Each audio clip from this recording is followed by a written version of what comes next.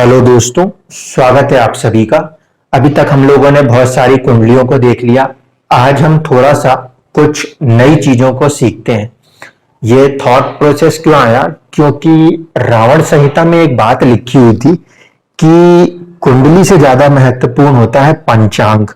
यानी जिस दिन आपका जन्म हुआ उस दिन का पंचांग बहुत कुछ बता सकता है। अब सवाल यह है कि पंचांग तो बहुत कुछ बता सकता है, लेकिन उसको समझा कैसे जाएगा? तो उसको समझने के लिए पहला जो प्रयास किया मैंने वो क्या था, वहां से आपको लेकर चलता हूं और कहां तक हम अभी पहुंचे हैं इसको भी डिफाइन करूंगा। नक्षत्र जो होता है, जिसे कि हम एक आर्क के तौर पे पढ़ते हैं 13 डिग्री 20 मिनट का, ये नक्षत्र एक्चुअल में क्या चीज है, मतलब फिजिकल एग्जिस्टेंस ऑफ द नक्षत्र की बात करें तो क्या है, पहले इसको समझेंगे। ठीक है, तो हम जाएंगे अब जो हमारी आगे की स्टडीज होनी है वो होनी है पंचांग के ऊपर। ठीक है, पंचांग के अंदर भी बहुत सारी चीजें हैं, जिसमें एक होता है आपका कौन सा दिन है, ठीक है, एक होता है आपकी कौन सी तिथि है, एक होता है कि आपका उस समय कौन सा योग है। मैं आज चर्चा योग के ऊपर ही करूंगा। ठीक है, वहां तक आने के लिए पहले एक ग्राउंड की जरूरत पड़ेगी कि वो योग बनता कैसे। तो अब उसके ऊपर समझिए। नक्षत्र को जब हम पढ़ते हैं तो मैथमेटिकली अगर हम बात करें, नक्षत्र का मतलब होता है 360 डिग्री में से 13 डिग्री 20 मिनट का एक आर्क, एक अंश, उसको कहते हैं एक नक्षत्र। ठीक है, ये तो मैथमेटिकल कैलकुलेशन एस्पेक्ट हो गया। लेकिन अगर हम इसको रियलिटी में समझना चाहें तो एक नक्षत्र का अर्थ क्या है? जो आपके पास एक नक्षत्र होता है वो आपका चंद्रमा एक दिन में सूर्य से जितनी दूर जाता है, एक दिन में सूर्य से जितनी दूर जाता है, इस पीरियड को हम एक नक्षत्र मानते हैं। ठीक है, ये उनका मेन ग्राउंड है जो 13 डिग्री 20 मिनट की चीज को डेवलप करके दे रहा था। अब आप ये समझो कि चंद्रमा जो है वो एक तरीके से एक ल्यूनर मंथ, चंद्रमा का एक महीना जो है वो किस हिसाब से होता है? देखिए, चंद्रमा इकलौता ऐसा ग्रह है जो कि सूर्य की परिक्रमा नहीं करता लेकिन फिर भी परिक्रमा कर जाता है। ठीक है, चंद्रमा इकलौता ऐसा ग्रह है जो सूर्य की परिक्रमा नहीं करता, परिक्रमा वो पृथ्वी की करता है। और पृथ्वी की परिक्रमा करते करते, क्योंकि पृथ्वी सूर्य की परिक्रमा कर रही है, इस कारण से वो इनडायरेक्टली सूर्य की परिक्रमा कर जाया करता है। अब यहां पे हमारे को समझने वाली बात क्या है? हमारे को समझने वाली बात यह है कि एक महीना चंद्र कुंडली से अगर देखा जाए, या जो हम चंद्रमास कहते हैं उससे देखा जाए, तो एक महीना कितने समय का होगा? अगर आप गूगल या नॉर्मल कैलकुलेशन से भी उठाओगे तो आपको बता दिया जाएगा कि एक जो ल्यूनर मंथ होता है, एक ल्यूनर मंथ ये होता है आपका 29 डेज कंप्लीट करके कुछ आवर्स आगे चला जाया करता है। इसका मतलब है अप्रोक्सीमेटली हम 30 दिन पूरे नहीं करते, कुछ ड्यूरेशन पीछे छूट जाती है। ये वो सबसे बड़ा कारण था कि बहुत समय तक हम मकर संक्रांति को 14 तारीख को मनाया करते थे और बीच में कुछ समय आने के बाद वो तिथि आगे बढ़ गई। क्यों? क्योंकि ये जो एड ऑन होता गया मंथ के कैलकुलेशन में, ये कहीं ना कहीं अपने आप को एडजस्ट करता है। जिस तरीके से हम इंग्लिश कैलेंडर को देखते हैं कि 365 डेज एंड 1/4, तो 1/4 के कारण हर चौथा जो साल रहा हमने उसको लीप ईयर बना के एडजस्ट किया है। सेम चीज ल्यूनर मंथ के साथ चल रही थी। यहां पे ये बात क्लियर हो गई कि चंद्रमा जो है वो 30 दिनों में सूर्य की भी, क्योंकि वो चंद्रमा पृथ्वी की कहीं ना कहीं परिक्रमा पूरी कर लेगा और 29 और 30 दिन के अंदर वो अगेन सेम पोजीशन पर आ जाएगा। इसी को दो हिस्सों में बांटा गया, यानी कि जो ये 30 दिन अप्रोक्सीमेटली हो रहा है, ये हो रहा है 30 दिन। इस 30 दिन को पहले हमने दो हिस्सों में बांटा हुआ है। ठीक है, इसी को आप एक जानते हो शुक्ल पक्ष के नाम से, और एक को आप जानते हो कृष्ण पक्ष के नाम से।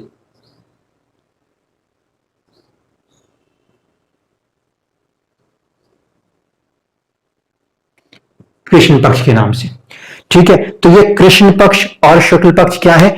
इन 13 दिनों, इस 30 दिनों को, सॉरी, इस 30 दिनों को दो हिस्सों में बांटा है, जिसमें से 15 दिन शुक्ल पक्ष को जाते हैं और 15 दिन जो है वो कृष्ण पक्ष को जाते हैं। अब शुक्ल पक्ष का मतलब है वो वाला पक्ष जब चंद्रमा कहीं ना कहीं सूर्य से आगे बढ़ के निकल रहा होगा, ठीक है। और कृष्ण पक्ष जब होगा तो क्या होगा? चंद्रमा धीरे धीरे करके कम हो रहा होगा, जिससे आप वैक्सिंग और वेनिंग मून के रूप में पढ़ा करते हैं। तो यहां तक की तो चीज थी, ये चंद्रमा की मूवमेंट को समझ लिया हमने। अब हमें ये बात तो समझ में आई कि भाई 12 महीने हैं, 12 महीने में हर एक महीना सूर्य किसी एक राशि में रहेगा, ठीक है। इसका मतलब है कि 12 महीने सूर्य जब जब अपनी राशियां बदलते जाएंगे, उस हिसाब से ये जो 27-28 दिन का समय होगा, 29 या 30 दिन जो बन रहे हैं, इसमें थोड़ा सा वेरिएशन आएगा। चंद्रमा सूर्य से जैसे जैसे हर एक दिन मूव करेगा, चंद्रमा की मूवमेंट को कैसे लिया जाता है? सूर्योदय से लेके अगले सूर्योदय तक, उसे एक दिन माना जाता है वैदिक एस्ट्रोलॉजी में। तो उस कंडीशन में हम ये देखते हैं कि तकरीबन 27 नक्षत्र जो हमारे पास है, उनमें कुछ नक्षत्रों की जो लेंथ होगी ना, वो थोड़ी सी वेरिएट हो जाएगी। क्यों? क्योंकि पृथ्वी 360 डिग्री का कंप्लीट आर्क ना होकर कहीं पे चौड़ी, कहीं पे चपटी सी भी हो जाया करती। इस कारण से कुछ नक्षत्र थोड़े से लंबे होते हैं, ये मेन रीजन रहेगा। कुल मिला के बात यह है कि सूर्य जो है उनको साल भर में 12 साइन, जॉडिक साइन राशियों से गुजरना है, और 12 राशियों से गुजरते समय ये चंद्रमा हमेशा सूर्य से एक दूरी को मेंटेन रखेगा, और उस दूरी को वैसे हम नक्षत्र कहते हैं, नक्षत्र, ठीक है। अब इस नक्षत्र का, इस दूरी का उस सूर्य के साथ एक बहुत बड़ा रिलेशन है। अब आ जाइए आध्यात्म के अंदर। सूर्य आपकी आत्मा है, आपकी सोल है, और चंद्रमा आपका मन है। इसीलिए सूर्य आपकी आत्मा और चंद्रमा आपका मन, इन दोनों के बीच में एक कोऑर्डिनेशन, एक कॉम्बिनेशन होगा। वो कोऑर्डिनेशन, वो कॉम्बिनेशन आपसे कुछ ना कुछ कर्म को करवाएगा, ठीक है। उस कर्मा को समझने के लिए, उस कर्मा को समझने के लिए हमें जरूरत पड़ेगी किस चीज की? योग की जरूरत पड़ेगी। अब ये योग क्या है? योग को डिफाइन करेंगे तो एडिशन है, ठीक है। होता क्या है, आपकी जन्म कुंडली में जो कोई भी पोजीशन होगी सन की, ठीक है, वो, और आपके मून की भी कोई एक पोजीशन होगी। पोजीशन से मतलब क्या है? पोजीशन इस तरह से डिफाइन होती है, सपोज मेरी कुंडली में मेरा सूर्य जो है वो 8 राशियों को पार कर चुका है, 5 डिग्री का बैठा हुआ है, ठीक है। चंद्रमा मेरा मेरे जन्म कुंडली में 4 राशियों को पार कर चुका है, और फिर वो आगे जाके 2 या 3 डिग्री का बैठा हुआ है। तो ये इसकी पोजीशन है। अब इसमें योग कैसे बनता है? इसमें योग बनता है जब हम इन दोनों को ऐड करेंगे, ठीक है। मान लिया इन दोनों को हमने ऐड किया तो हमें मिली कुल मिला के 12 राशि, और डिग्री के हिसाब से मान लीजिए हमें मिला 8 डिग्री, ठीक है। ऐसी कंडीशन में ये जो कॉम्बिनेशन हमें मिलता है, ये जो जोड़ हमें सूर्य और चंद्रमा से मिलता है, इस जोड़ को कन्वर्ट बैक किया जाता है मिनट्स के अंदर। कन्वर्जन के अपने तरीके हैं, पहले multiplication of 30 degree, then 60 degree, और फाइनल रिजल्ट्स को हमें डिवाइड करना होता है एक नक्षत्र से, यानी कि 13 डिग्री 20 मिनट से। जब ये कैलकुलेशंस की जाती हैं तो इन कैलकुलेशंस के बाद एक वैल्यू निकल के आती है। वो वैल्यू जो होगी डिवाइड करने के बाद, वो वैल्यू कहां से कहां तक जा सकती है?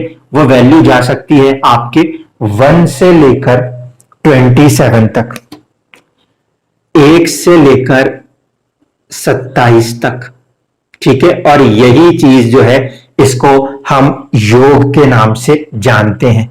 जैसे कि जन्म होता है विषकुंभ योग में, गंड योग में, प्रीति योग में, इसके बाद कुछ लोग अच्छे भी योग हैं, मतलब नाम को देखकर हम ये सोचते हैं कि विषकुंभ मतलब खराब होगा और प्रीति मतलब अच्छा होगा, क्योंकि शब्दों को लेकर हम उसके मायने निकालने की कोशिश करते हैं। ठीक है, रियलिटी में जब ऐसा ऑब्जर्व किया है कि विषकुंभ जैसा योग को लेकर कहीं ना कहीं आज अमिताभ बच्चन जी जो हैं वो बहुत अच्छी पोजीशन में हैं। विषकुंभ योग को लेकर नरेंद्र मोदी जी जो है वो टॉप पोजीशन पे जाके बैठ गए। ठीक है, तो कई बार आप नामों को पढ़ के ये सोचते हो अरे मेरे पास जो योग आया है वो खराब आ गया। नामों को आपको पढ़ना है, पंचांग इसलिए बहुत इंपॉर्टेंट है। ये जो योग बनेंगे, इन योग में नाम को इंपॉर्टेंस नहीं देना है, इनमें नाम का कुछ और ही मतलब है। जैसे विषकुंभ, विषकुंभ का मतलब है ये योग शनि और चंद्रमा के द्वारा रूल होता है। इसी तरीके से उनमें जो शाब्दिक अर्थ है वो शाब्दिक अर्थ बदलते जाते हैं। ठीक है, अब मेन चीज शुरू होती है। पंचांग का जो इंपॉर्टेंट फैक्टर है वो है हमारा योग। अब ये योग करता क्या है और इस योग की खासियत क्या है? आपका जन्म किसी भी योग में हो सकता है।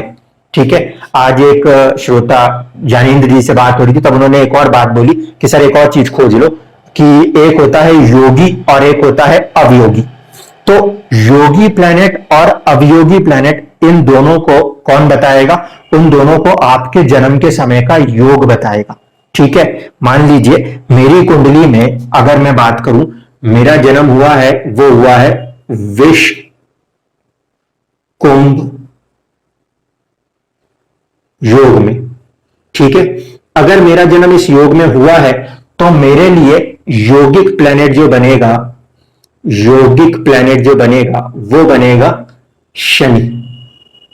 ठीक है, और अवयोगी प्लैनेट होगा एक जो इसको रोकने के लिए भी बैठेगा, अवयोगी। ठीक है, तो अवयोगी बन जाएगा, वो हो जाएगा चंद्रमा। ठीक, हम जब 27 योगों की इंडिविजुअल चर्चा करेंगे, मैं उसमें छोटे छोटे वीडियो बना के वो भी चर्चा करूंगा। तो पंचांग के अंदर योग का ये एक इंपॉर्टेंट पार्ट है। जब ये आपको समझ में आ जाएगा कि योगिक कौन है और अवयोगी कौन है, तो आपको बहुत बड़ी हेल्प हो जाएगी कि कुंडली के अंदर जो भी ग्रह इस शनि के नक्षत्र में बैठेगा वो सारे के सारे कहीं ना कहीं एक अच्छे रिजल्ट्स की तरफ बढ़ जाया करेंगे। जब भी कोई ग्रह चंद्रमा के नक्षत्र में जाके बैठ जाया करेगा तो कहीं ना कहीं वो ग्रह इस पोटेंशियल के कारण डिस्टर्ब हो रहा होगा। इसी में एक और लॉजिक चीज आई, वो क्या है? सहयोगी। सहयोगी में क्या हुआ? मान लीजिए ये जो नक्षत्र निकल के आएगा कैलकुलेशन में, जब उस नक्षत्र का राशि स्वामी देखेंगे, जिसमें भी आपका योगी वाले ग्रह का नक्षत्र आएगा, उस पर्टिकुलर राशि का जो स्वामी होगा वो भी हमें सपोर्ट करने लगेगा। ठीक है, यही कारण है कि यहां पे जैसे ये कॉम्बिनेशन है, यहां पे इस कॉम्बिनेशन में चंद्रमा की राशि जो है 4 नंबर की कर्क राशि, उसमें आता है पुष्य नक्षत्र। विषकुंभ जो है वो तब बनेगा, यानी इस कंडीशन में योगिक पॉइंट जो मिलेगा वो मिलेगा हमारे को पुष्य नक्षत्र में। तो पुष्य नक्षत्र में मिलने के कारण चंद्रमा यहां पे सपोर्टिंग रोल निभाएगा। ठीक है, ये दूसरा सबसे बड़ा कारण है कि मोदी जी जो है वो चंद्रमा की दशा में प्रधानमंत्री पद पे बैठे हुए, अन्यथा शनि की दशा चाहिए होती। ठीक है, यही दूसरा कारण होगा कि अमिताभ बच्चन जी जो हैं उनको भी उनका चंद्रमा इवन दो कि अवयोगी है लेकिन फिर भी सपोर्ट करता हुआ दिखेगा। अब इसमें से एक इंपॉर्टेंट बात ये कि ये जो ग्रह बनेंगे इस योग में, ये किन हाउसेस को रूल करेंगे या ये खुद कहां जाके बैठे हैं, किसको देख रहे हैं, वो बहुत इंपॉर्टेंट चीज होने वाली। जिन भी हाउसेस को ये रूल करेंगे उन हाउसेस के रिजल्ट्स को काफी हद तक सुधार देंगे। जिन हाउसेस को ये अवयोगी ग्रह रूल करेगा उस हाउस को वो काफी हद तक कमजोर कर सकता है, बिगाड़ सकता है। जहां बैठेगा उस भाव में वो परेशानी कर सकता है, जहां दिखेगा उस भाव में वो परेशानी कर सकता है। अगर वो सहयोगी बन गया तो परेशानी कम करेगा, लेकिन अगर वो सहयोगी नहीं बना, अवयोगी रहा, तो परेशानियां बढ़ जाएंगी। ठीक है, ये लॉजिक को मैं यहां पे आज सिर्फ पढ़ा के समझा रहा हूं। इस लॉजिक को आने वाले कुछ कुंडलियों में मुझे इस्तेमाल करना पड़ेगा, जहां आपके ऐसे सवाल उठेंगे कि सर दिख तो सब कुछ अच्छा रहा है लेकिन हो क्या खराब रहा है, तो क्यों खराब हो रहा है, उसमें इन चीजों को, पंचांग को भी एक अहमियत देनी पड़ेगी। दूसरी एक चीज और होती है जिससे हम कहते हैं करना। कर्ण जो है उसके अंदर हम देखेंगे तो आपका जो भी कर्ण लॉर्ड बन के आता है, चर कर्ण लॉर्ड बन के आता है, आपका प्रोफेशन उससे जुड़ा हुआ ही देखा गया है। और ये मैंने 15-20 कुंडलियों में अभी तक लगा दिया, सब पे बिल्कुल एक सा लागू हुआ। जितने लोगों का कर्ण लॉर्ड शनि आया वो किसी ना किसी तरीके से लोहे से जुड़ा हुआ कोई कार्य कर रहे हैं, हार्ड वर्किंग लाइफ के साथ चल रहे हैं। जिन लोगों का बुध आ रहा है वो कहीं ना कहीं या तो कम्युनिकेशन के बिजनेस से जुड़े हुए हैं, टीचिंग बिजनेस के अंदर भी दिखे गए हैं, या फिर वो लोग खासकर जो हमें देखने को मिले हैं डिप्लोमेटिक चैनल्स पे काम करते हुए नजर आए हैं। जहां पे बुध आया है, जहां पे सूर्य आया है, वहां पे लोग कहीं ना कहीं सेल्फ का अपना कुछ बनाने का ज्यादा प्रयास करते हुए नजर आए हैं और कई बार गवर्नमेंट के साथ काम करते हुए नजर आए। जहां मंगल नजर आया है वहां पे इंसान मोस्टली एग्जीक्यूटिव पोस्ट और गवर्नमेंट्स के अंदर प्रोफेशन देते हुए नजर आए हैं। जहां जुपिटर नजर आया है वहां पे वो लोग कंसल्टेंट हैं, वो लोग टीचर्स हैं, वो अलग बहुत अच्छे लेवल के प्रीचर्स हैं। ठीक है, अगर कहीं पे किसी का ऐसे कंडीशन में राहु आ गया तो उस कंडीशन में ऐसा इंसान चीटिंग वाले काम भी करने में सक्षम हो जाया करता है। तो इतनी ज्यादा अहमियत जो है कुंडली से पहले उस दिन के पंचांग के अंदर छिपे हुए योगों की है। तिथि क्या है, तिथि का क्या महत्व है, इसको मैं कभी आगे जाके समझाऊंगा, अभी उसकी हमें जरूरत नहीं पड़ेगी।